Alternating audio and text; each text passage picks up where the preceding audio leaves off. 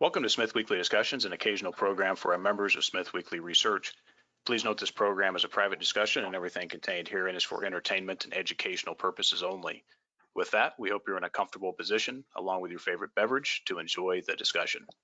We remind our audience to examine our show notes attached to each of our shows to better understand how our program functions. Before we get into our discussion, we want to say thanks for questions coming from our audience at SmithWeekly, including Gordon S. and Chris R. John Lee has returned to the show today. John is the executive chairman of FLYN Nickel Corp, a company advancing the Minago nickel project in Manitoba, Canada. The company is listed on the Toronto Venture Exchange under the symbol FLYN and also on the US OTC markets under the symbol FLYNF. John, welcome back to the program. Thanks, Andrew. Thank you for the introduction. Well, John, nickel markets, what's your opinion on the price and outlook? Well, Andrew, I've been following the nickel market since early 2010 for more than 12 years. Since the advent of electric vehicles really landed nickel a new purpose and meaning on Earth. As we've witnessed, nickel about 6 weeks ago jumped from about $10 a pound to more than $50 a pound. And that triggered a halt on the London Metals Exchange for more than 1 week. So the price action is unprecedented. And I really attribute that to both, clearly it's fundamental reasons as well as short-term volatility by speculators. But both the short-term and long-term, nickel is probably the most bullish metal that I see, Andrew. And what are your thoughts on what happened? What's your position on the LME canceling those trades? Well, Andrew, nickel has always been a tricky market with a volatile history. But I think in essence, electric vehicle by 2030, according to a number of well-researched investment bankers and research firms, is going to double the demand of nickel. Every electric vehicle you see could have anywhere from 60 pounds to up towards 150 pounds of nickel in those batteries. And this nickel battery, along with 10% cobalt and 10% manganese, is becoming the de facto standards for for electric vehicle batteries, at least till 2030. And what happened in the LME is that I think there is a number of players that have been sort of steadily taking up a position on the long side on the LME, Volkswagen in particular. So these are very sticky positions of which they're really having a very long-term outlook on nickel. And on the short side, you have a Chinese player, Tencent. They're the largest nickel player. They're the largest nickel producer in the world. However, their nickel is coming out of Indonesia in the form of pig iron and laterite nickel. And that form of nickel is not deliverable to the London Metals Exchange, which is looking for 99% pure nickel. So what happened is you have a mismatch of the largest nickel player in the world looking to hedge their nickel production just so that to protect their nickel on the downside. However, they were caught in a squeeze. And so that triggered a suspension on the London Metals Exchange for the nickel market for almost 2 weeks. Nickel has resumed trading. I think it was back in just about a month ago of all this action has taken place. However, volume, LME volume is shallow, is down to trickles. So I think according to various research, and I don't watch the market daily, but you look at the nickel trading on the LME is about 5 to 10% daily volume of it was before all the craziness began. So what that means is that, Andrew, even though the nickel has stabilized at around $15 a pound, which is sort of the middle between 10 and 50, or about $30,000 a ton, from $20,000 to $50,000 a pound a ton in the crazy action times, the short position remain largely intact. So has the long positions of the likes of Volkswagen and Goldman Sachs. So I don't think the chapter has played out, and we could be in for additional volatilities. I think it could be downside. There could be downside if some of the long position got shaken out. But however, I think overall in the medium and to long term, we're still very, very bullish of nickel because of the structural deficit that's coming on stream. As I said, the electric vehicle market by 2030 is going to double the nickel demand, and the nickel supply is actually down 4% in 2021 compared to 2020, Andrew. John, how do you think they reconcile the books? There's lawsuits flying with this. There's certainly some questionable practices. How do you think they reconcile this? Free markets. Well, either the loans liquidate their the position need to be covered, and they're supposed to be rollover month to month. So Andrew, for your audience that don't know about sort of the futures market, you basically make a deposit on your position, which is anywhere from 5 to 10% of the nominal value of the trade of the position. For nickel market, I believe it's about 125,000 pounds per trade. So you're looking at something about, I think 62,000 pounds. I think it recalls about $150,000 or $200,000 of nominal value for the nickel position. The answer is much high. The answer is either the longs liquidate the position, or the position need to be squared. So whatever the price that they squared the position, we have to see which one blink their eye first.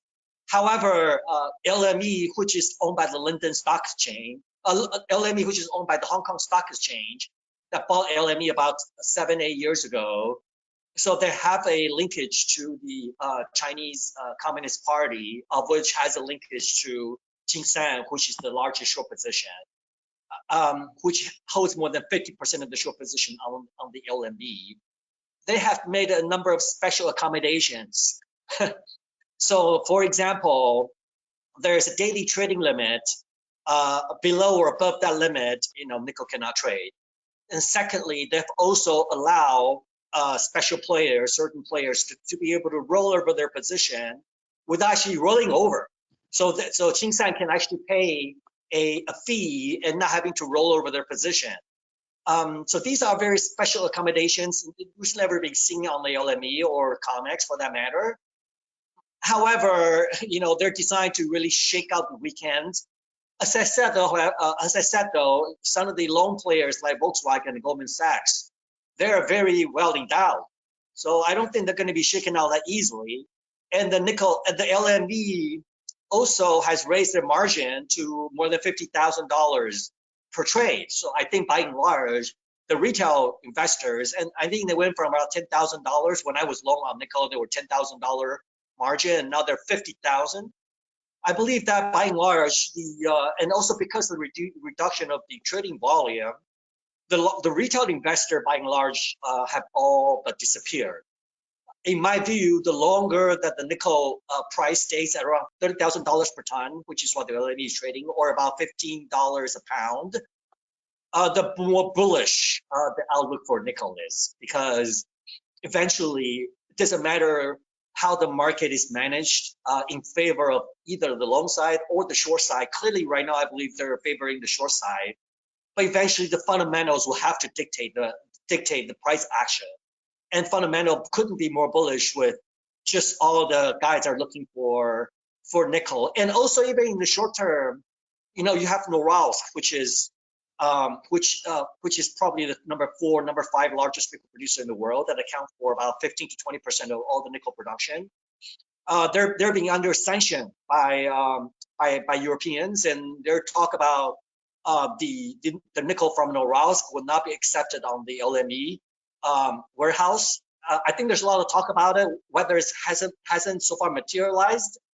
But if that were to happen, that would be another major catalyst for the nickel on the upside. So all in all, with the geopolitical factor, with the long-term fundamentals of the EV market, of which nickel is a de facto standard for the batteries, and then coupled with just the structure trading on the long side by players that are well endowed and actually looking for the physical metal, all these factors that I think bodes very well for the nickel market. And if nickel doesn't stage on a correction to shake off further weak long hands, then the direction for nickel is getting more bullish by the day. It's a bit long-winded answer, Andrew. It's a complex market. Hopefully, dissect it well for your audience. Yeah, I appreciate it. Good to be the king. You know, it sets a dangerous precedent for a lot of other things, but I appreciate your opinions on it and some of the dynamics that maybe not everybody is aware of. The supply side, can you just speak a little bit more to the supply side, John, and how you see, you know, obviously the Russia-Ukraine war impacting that? What's your comments on supply? Nickel has gone through almost a 15-year bear market. So last time we saw nickel over $15 a pound, which is about $30,000 per ton, was back in about 2009, 2010, when nickel went to 22 a pound. And now nickel is endured more than a decade of the bear market. And the reason for that was nickel was, you know, before the advent of EV about 4 years ago, it's mostly used for stainless steel. And on the supply side, nickel supply is being sort of given a booster by laterites. So these are nickel coming out of Indonesia and coming out of Philippines. It's a very dirty process, but the nickel produced is a byproduct from sort of literally burning laterite. So you have this pig iron, and that is iron with nickel content of upwards of maybe 10, 20, or 30%. And from there, instead of nickel being refined into 99% pure nickel, they actually dilute that nickel down to 2 or 3 or 5%, depending on the grade of the stainless steel. So in some way, this nickel laterite coming out of the ground was intermediary product that's being fed back into the nickel pig iron furnace to produce stainless steel. Those grades are not the best stainless steel usage. However, I think satisfy majority of the stainless steel consumption. And these are what you use in constructions and also in your utensils, for example. It's a shiny product. It's anti-corrosive. It's anti-rust. So it's been a very popular product for more than a generation. But however, the nickel price was really sort of dictated by increase in the nickel supply from the laterite market, coupled with a bit of just a steady demand. However, I think just closing note on the supply side. But however, what you witness is the decline of investment into nickel mining, given the tepid price action and the bear market in the last 12 years, with the price hovering between $4 a pound to $11 a pound. And what you see there is the sulfide, nickel sulfide, which is the traditional form of nickel ore, and that's been refined into pure nickel, 99% nickel pellets and nickel plates. So nickel sulfide production is being on the decline in the last 5 years, and because there's been not investment into new nickel sulfide mines, and even for the case of laterite, it's a very notorious market it's a very notorious resource and ore to refine and to sort of extract pig iron. That you've seen a lot of the tens of billions of dollars pouring to the laterite market, but very few of them are successfully able to extract a nickel, mostly Chinese, but because the process is very highly pollutive and some of them are not up to the highest environmental standards, you're seeing a number of players like Vale. They're pulling out of the laterite market from Madagascar, Goro, and also in New Caledonia. So I think overall, sort of just to conclude, on the supply side, I think you're seeing a structured deficit on nickel sulfide because they're getting very hard to find, and the cost of production is much higher than laterite. On the laterite side, already, however, due to the metallurgical complexities, the laterites are able to extract for pig iron already being sort of in a steady state, and the capex to getting these laterites out of the ground is very cost prohibitive. And not to mention also that it's a very dirty process that requires a lot of power. Certainly would not be a good fit for the electric vehicle mandate and initiative.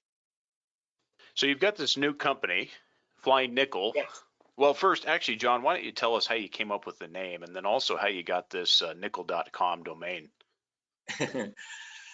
Well, we want the name to be catchy, and we have our sister company, Silver Elephants, and people remember the company by name. As I look into the future of nickel, and I'm very bullish on power, so Andrew, if you look at China, despite its progress in economic development, it still consumes only 30% of per capita of power electricity consumption versus China. And then if you look at, say, India, right? India is 1/3 of China, which is what China was 10 years ago. So there, you look at the two most populous nations, that account for over 30% of the world population. They are on the sort of big ramp up on power consumption to catch up to that of the United States. And where is that power is going to come from? So I'm very bullish on betting on power. Now you can bet on power on either the power generation, which is some of the guys do on uranium, or you can bet on storage, which is battery. And that's why I really sort of looking at the nickel market. I studied nickel market, and nickel, even though it's about the same, it was 10 years ago, is really completely different metal. And we're only seeing the beginning of it. And I like the name FLYN nickel. First of all, it's got a good cachet to it. But I think that for electric vehicle, it's only the starting point. Elon Musk talking about artificial intelligence, which is really what Tesla is all about. And he's now talking about putting a robot on an everyday household to do chores, taking care of the elderly, taking care of lonely people, cooking, doing house chores, put together your furniture, etc. It's an amazing advance. And not only that, if you look at the further aerospace, if you look at the 777 in Boeing, a lot of the energy storage are now are lithium and nickel batteries, and there are already air taxis that having nickel batteries installed in them. But if you go further out, let's think for a bit. I think fossil fuels, human beings on Earth have that luxury of burning fossil fuels. But eventually, if we were to go to Mars, for example, well, there's no oxygen on Mars. So you have to find ways to generate power, first of all, and to store that power. And that's why I think FLYN nickel, we've been around for 10 years. I think the company is going to be, has I believe, a world-class asset. And it's going to be there for a long, long time to come. And the last thing you want, Andrew, is to have a name of a company that go out of style and have to change again because the market circumstances. So I think this combination of just the future for nickel, as I see venturing into aerospace, and just a bit of a cachet of this interesting name, and our logo has got a UFO on it. I thought couldn't be more appropriate for the company. So the Minago project was spun out from Silver Elephant. How's Silver Elephant doing?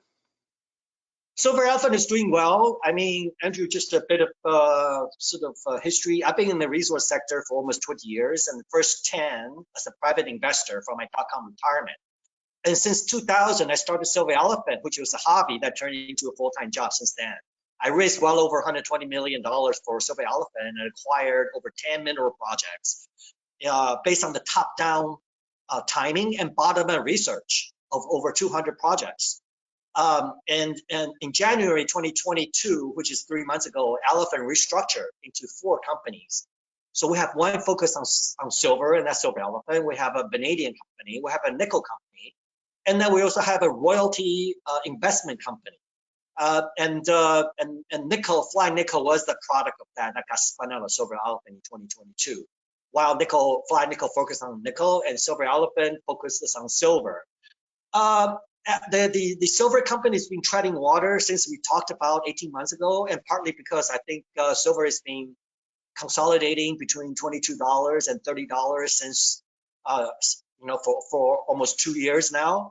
And I think for the silver market to see a new way of life or see a new bull market, silver has to break out of that consolidation. And for that to happen, I think we have to see some sort of climax or peak on the dollar. We haven't seen that yet because all the geopolitics and the Fed's raising interest rates. So my view on silver is a bit more mixed, not as bullish as I am on nickel. I think nickel is a perfect storm that's coming.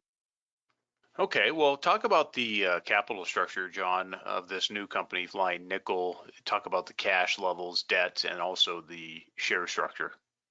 Yes. The Fly Nickel is a newly traded company on the Toronto Ventures Exchange. We started trading in March, just a week before the craziness of the nickel bull market. And the company has 62 million shares outstanding.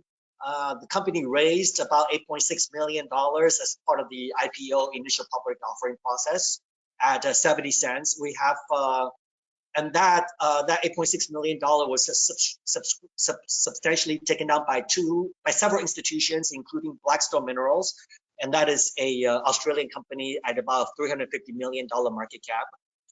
So in addition to that 20% dilution fundraising, 8.6 million, about 30% of the Fly Nickel shares is allocated to battery metals royalty, which is the spin out from Silver Elephant. So Silver Elephant kept about 30% of the shares as this plan of arrangement, but instead of sitting in Silver Elephant, those shares went to nickel shares went to battery metals, which battery metals is going to treat as a core investment. You can see that almost as a strategic investment for the long term.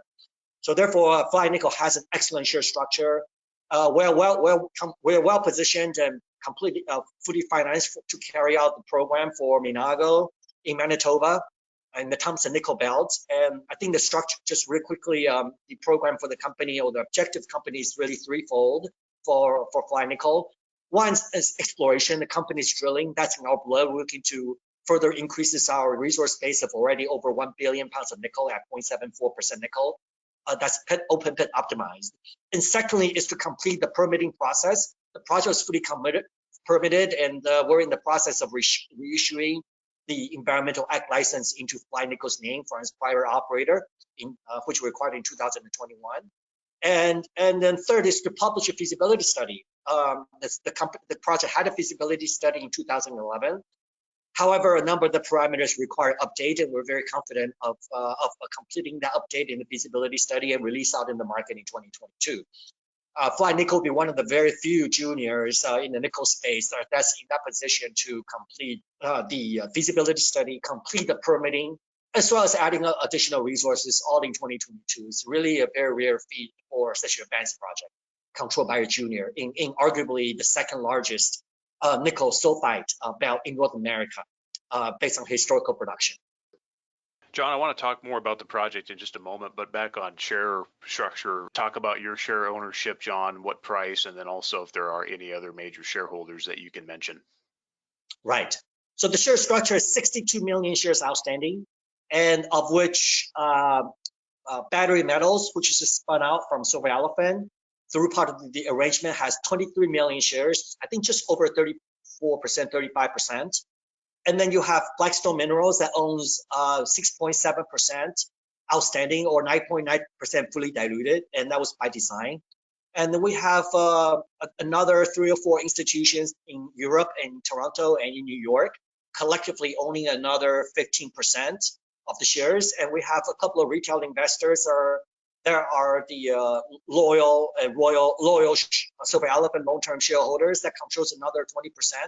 So if you look at over the 62 million shares, I would say probably less than 30% of that is float. And that float, Andrew, came from the distribution of Silver Elephant to Silver Elephant shareholders, because Fly Nickel was 100% controlled by or owned by Silver Elephant. I think, if I just look at a high level again, it's a little bit messy answer, but around 30% or 20 million shares are float to Silver Elephant shareholders, and then the remainder really controlled by institutions, insider, and strategic shareholders such as Blackstone. I appreciate the clarifications on that, John. With respect to the new feasibility study, the existing economics of this deposit, if you can maybe mention some of the economics coming out of the prior historical feasibility in terms of operating costs, CapEx, etc. Right. Well, Andrew, I can share some of that information, but preface that with that it's a historical in nature, and the resources are not economic because of the historic classification in nature, so cannot be really relied on. However, that information is public on CDAR. You're looking at an annual production based on that 2011 feasibility study of 20 million pounds a year, and a capex at around $500 million Canadian. Actually $500 million US, about $650 million Canadian. But that includes a very healthy 25% contingency. And per pound nickel production, cost of nickel, operating cost per pound of nickel is at around $7 to $10 range, depending on whether you want to include some of that byproducts. That's the overburden layer in frac sands in limestone. In this update, I think there are some upsides and downside. I mean, clearly, Andrew, the inflation, you don't get to account for inflation. However, Canadian dollar is at a discount to US dollar, whereas back then Canadian dollar was at a premium. So I think there are some areas of cost adjustments on the upside, but there's also some adjustment on the downside. I do believe, I think that based on what we see, I think investors should be, I mean, if you just factor in sort of a 5 to 10% inflation per year, the project, at least if we look at, if you use today's nickel price of $15 a pound, it's definitely put the project solid in the black, IRR in the 50% range based on the 2011 feasibility study. So we're very eager and looking forward to provide an update, and share with our investors. I think another note, just to a bit more color, is the project is an open pit. It's an open pit configuration, so I think the cost increase would be a little more modest versus an underground scenario where labor cost is a big factor. And second is the project has almost zero infrastructure costs, as the highway literally ran through 2 kilometers from the pit. It has a hydro power in Manitoba, and the utility rates hasn't gone up that much. And it has power and the road that leads up to smelters in Sudbury, and that's where the Thompson concentrate from Valley heads up to, and that's also likely going to be the scenario of where the Minago concentrate is going to go up to. So I think given the sort of minimal infrastructure costs and relatively steady rates in power in hydro in Manitoba, and that's open pit configuration, we should see that the parameters should be well contained, and so like I said, we're looking forward to release those numbers in due course. John, and how about the recovery? Any comments you can make on the recoveries of nickel? Certainly, Angela, I can see you're a well-seasoned mining analyst. The ore or the resource out of Minago is situated in Thompson Nickel Belt, and that is the second largest nickel camp in North America, based on the 5 billion pounds of historical nickel production. Today, nickel is still coming out of be produced in Thompson, and that has been controlled by Vale, and Vale acquired Thompson along with Voisey's Bay and Sudbury from Inco about 10 years ago. The resource or the ore coming out of Thompson and Vale is almost identical to the rocks coming out of Minago. And Vale produced nickel from Thompson, both as combination of open pit and underground. So that concentrate is well suited for Vale's smelter in Sudbury, and also based on the 2011 extensive feasibility study and metallurgical study, we know that we can produce one of the highest nickel concentrate, over 20%, and is very, very clean with very low deleterious byproducts and penalty related impurities. So that is very akin to the not only is very similar to the concentrate in coming out of Thompson in Valley today, but we also know that it's going to be very compatible to Valley's smelting facilities in Sudbury, of which it's only getting about 50% feed right now because of the low decreasing output over the years of nickel sulfide, of the concentrate from nickel sulfide. Just a bit more again on the metallurgical study. It was hundreds of pages based on the 5 dedicated metallurgical drill holes that was drilled in distinct different positions within the deposit. So we feel very, very confident. The recovery rates are around 55%, but that was based on 0.5% nickel back in 2011. The resource we published last year, Andrew, and just quickly, is we actually upgrade the cutoff so that the resource we classified over 1 billion pounds of nickel is at 0.75. We believe that, and so we sort of hand selected the high grade pockets to constitute that resource. And if we do based on that resource, 0.75, and run a metallurgical, we do believe that the recovery will go up from 55%, likely to the 70s, just because there's a very strong correlation, positive correlation between the nickel grades and the recovery of metallurgical recovery. John, thank you for the information on that. Appreciate that. It's always good to check on those things. With respect to permitting, talk about the status, because the permits are older, I understand, but talk about the status of the permits, and then also just the overall project schedule with respect to timeframes on permitting, potential financing. Yes, Minago has gone through the full cycle of the environmental process, and the Environmental Act license was issued by the Manitoba government.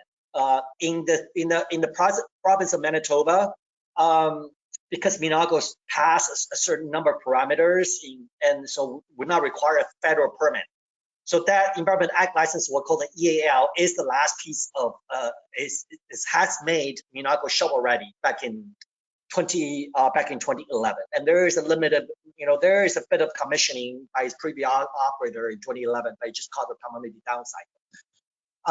Over $40 million being spent on the project in 2011. So when I made EAL, that included all the environmental studies in culture, in water, in hydrology, in air, in engineering designs and waste dumps and tailings management. So the entire project was turnkey when we inherited it. We're very lucky that Andrew to actually secure the standing of the Environmental Act license after extended discussion with the Manitoba government, and when we acquired the project just over 1.5 years ago. So where the project stands is that the project is fully permitted. There's a minor alterations on relocation of the tailings, of which we have performed the fatal flaw study to find to be any issues with the relocation, just a bit further away from the watershed. And we expect that permit to be reissued under FLYN Nickel's name by the end of this year. And that would be a huge leg up amongst all our other competitions in North America, especially for nickel sulfide project. We're probably the top 2 or top 3 nickel sulfide open pit project in line to be commissioned in the world. And that's where we are, Andrew. But before the end of the year, the objective is to have the project be shovel ready. Depending on the price of nickel, if nickel were to stay at around current prices, which I don't see a reason not. If not, I think we're probably a little more bullish on nickel going forward. And also depending on the outcome of the feasibility study, the company could be in a position to start project financing discussion. And we are already being approached and solicited by a number of traders. Some of the world's largest traders came to us. Some of the world's largest nickel battery producers came to us, and some of the world's largest electric automotive manufacturers came to us, and also Blackstone Minerals, which is a advanced nickel nickel explorer, and they're in the process of actually building their mine as we speak, commissioning their mine in Vietnam. Also speaks to the volume of the quality of the project. And interestingly, I didn't share this for the insight, which your audience may not get elsewhere, is in those conversations I've had with the strategic off-takers in batteries, in trading, and in traders, and then the automotive manufacturers. And I was very upfront about the earliest production timeline for Minago would be 2026. And that assumes a completion of the project financing by early 2023 and start commissioning construction in 2023 for the 2026 production timeline. None of these people they were all undeterred. And they were looking out for a pipeline of 2029, 2030. And they were quite relieved to hear our timeline, which I felt were a little bit early for their appetite. So that just goes to show that, Andrew, we are in a nickel market. That's the de facto standards for the EV batteries. And these players are really they're seeing a long-term structural deficit like we're seeing right now. And they're planning for their nickel supply 5 to 10 years out from where we are. That really speaks again to sort of to the players and I think really to the future of FLYN nickel and also to the bullishness of nickel going forward. Long lead times are pretty much becoming normal, so I think that's pretty much in line here. With respect to ESG, obviously increasingly important to investors. What are you doing on ESG initiatives, John, at this company, and what are the plans going forward as it grows? Yes, we have a very high emphasis on ESG, and not just for environmental concerns, but we figured that we have seen a number of investors in New York and London that have very specific mandate on the type of mining companies that they're interested in investing. So to answer your question specifically, Minago project could potentially be the world's lowest carbon footprint nickel operation. The reason is, first of all, it's because the power is coming from Manitoba, and Manitoba is almost 100% exclusive hydropower. So that's generated by water, hydropower. So that really, and Manitoba is probably the greenest place to procure power, and that really lands very well for Minago project. And that could be one of the lowest carbon footprint, and that really fits up well for the mandate for EVs versus laterites coming out of Indonesia that's coal-fired. And secondly, Andrew, because of the topography of Minago, it's a very flat terrain. There's not a lot of uphills and downhills, and we own 200 square kilometers of land. That lands very well. It's an open pit configuration that we are looking very actively into autonomous driving and autopilot. And this technology has really gone a long way in the last 5 to 10 years. Some of the largest mines of Vale in Utah and for copper, and also in Brazil for their iron ore, are fully autonomous, autopilot for their mining and for their transportation of ore.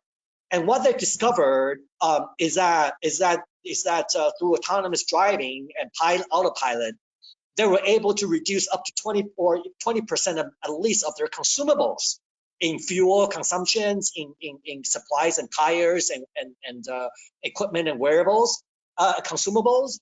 So this project lands ideal. It's almost like a poster child, a model template for a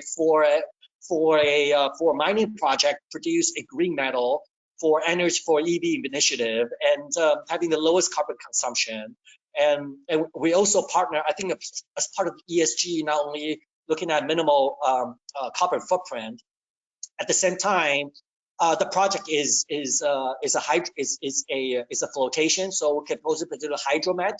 We're potentially not going to have any thermal chimney coming out of it. And not only that, just I can briefly touch on First Nations. The prior operator has done a very good job with the liaisoning and relationship building with the First Nations, of which we were able to pick that up and build that momentum. So I think not only are we looking at low carbon footprint, but also in developing a good relationship with the First Nations. And we already signed a binding MOU, spell out some of the essential terms of a social impact agreement. That's we're hoping to have it executed before the end of. Our objective is to have that signed by the end of the year, and that really spelled out to a very concerted, a very motivated and joint efforts between Silver Elephant and the province of Manitoba, of which we have a full support, and then also the First Nations that were traditionally occupying or traditionally sort of resident in that area. And I think everybody couldn't be more thrilled about moving this project forward for the benefit of all in economic development, in ESG, in carbon footprint, and also in advancing the green initiative. John, talk about the overall strategy for FLYN Nickel here. Do you see this company becoming a producer on its own here? Do you see it getting a buyout? Tell us what the overall bigger picture is. Well, Andrew, we're a team of experts in financing, geology, in engineering, environmental permitting, and also in operations. We have a combined knowledge of well over 200 years. And fortunately, because we have a sister companies like Elephant and Vanadium, so the staffing costs is shared amongst these companies. And we also have exceptional industry knowledge that guides our operation in mining investments. The chief operating officer, his name is Rob Van Drunen. He's a Manitoba Thompson native. So Manitoba is in his backyard.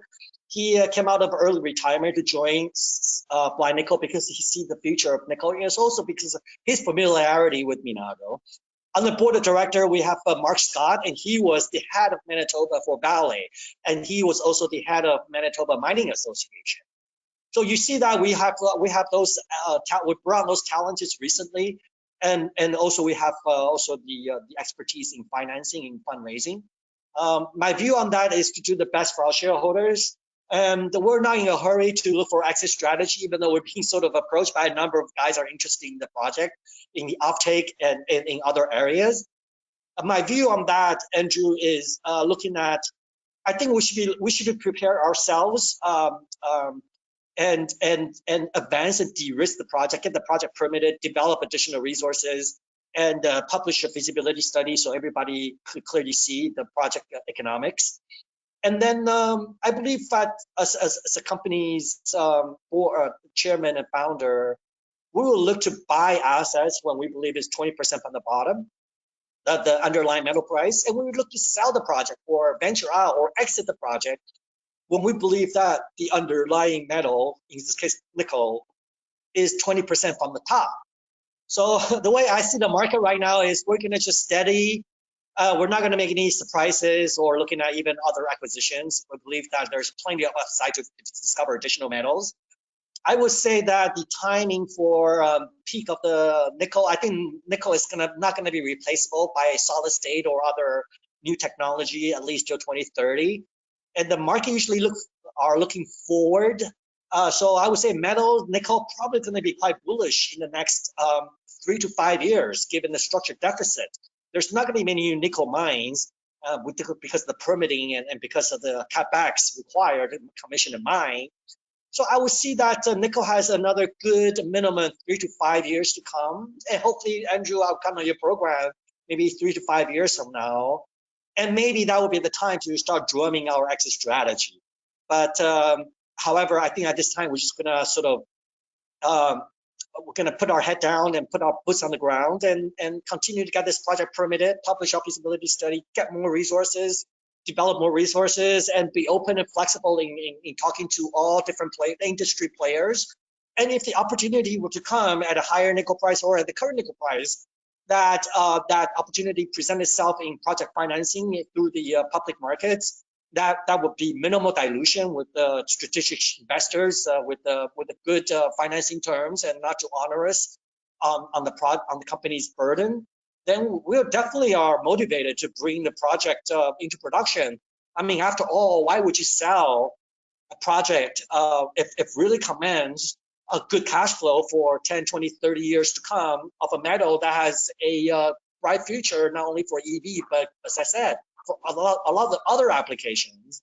And we see but you know what, at the same time, Andrew, that's why we really are not preparing the feasibility study for the sake of window dressing. We're really genuinely very interested in looking at this project and making sure that we bring all the project's glory and weakness to surface. So if there's any problem, let's figure out a way to tackle that and making sure that, if we do want to bring the project into production and with our team, and we're gonna, of course, bolster that team, that we know what we're getting into.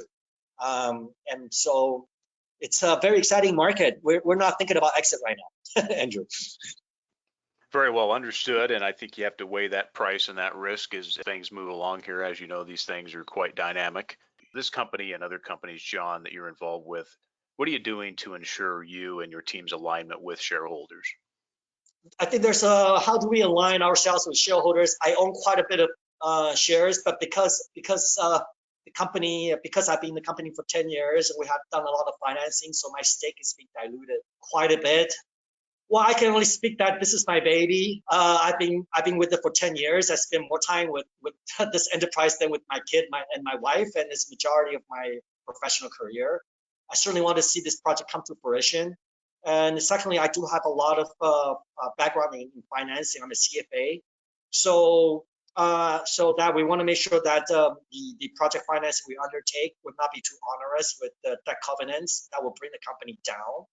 and also in structuring a good equity financing, not to take care of our existing shareholders. I think there's no better testament to protect our existing shareholders, and I think future shareholders, when they see that, they would appreciate. And I mean, in addition to sort of getting the best terms getting the best terms for our shareholders, the other thing is just making sure that we check all the marks in having a board and management that have done it before, are very familiar with the commissioning of a mine, and making sure we're fully compliant with the environmental standards, and that we have good safety records and have good relationship with the local communities. I mean, after all, I think the profit comes after safety and making sure that we're environmental compliant. If that answers your question. And for potential investors who are listening in, FLYN Nickel stands at about a 32 million Canadian market cap. What would you say to those who are listening about the promises of this company? Well, Andrew, I think we're very, very undervalued compared to our peers. We have 1 billion pounds of nickel in the ground, and that is based on $40 million of prior investment in over 85,000 meters of drilling. So just imagine if you made a discovery, say today, of a greenfield exploration deposit. It's going to take you $40 million just to get to where we are right now, and that assumes you make a discovery. Not to mention the long lead time. It's going to take you about 5 to 10 years to get to where we are. Assume that you're doing everything right with the permitting and the feasibility, with the technical studies, the met studies, and etc. So I believe that we're trading we're trading beneath the replacement value. The company came out of the gates, did quite well. It stock traded at $1.39, which is more than double, almost triple of where we are. However, I think that enthusiasm is let off a bit, and nickel is consolidating. So I think in terms of technically is pretty good entry point. Compared to if you just further, like, the company is in very good jurisdiction, and compared to other juniors, and we're not talking about producers because there are tens of billions of the market cap like BHP and Vale.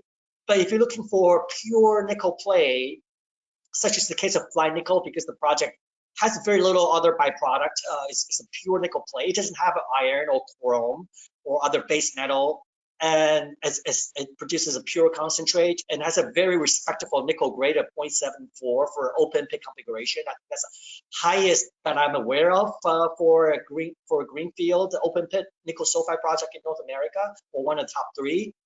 And then and also looking at its advanced permitting status, and it's due out for feasibility study by the end of the year. I really challenge the audience to find another sort of similar project at a similar valuation. If you believe the nickel future of nickel, and that, as I mentioned about my bullishness on the power electricity consumption of the world, and you can either get into the power generation business, which would be oil and solar, renewables, and uranium, or you can get into the power storage business, of which it'll be nickel and other forms of lithium and other forms of energy storage. You have to get into nickel.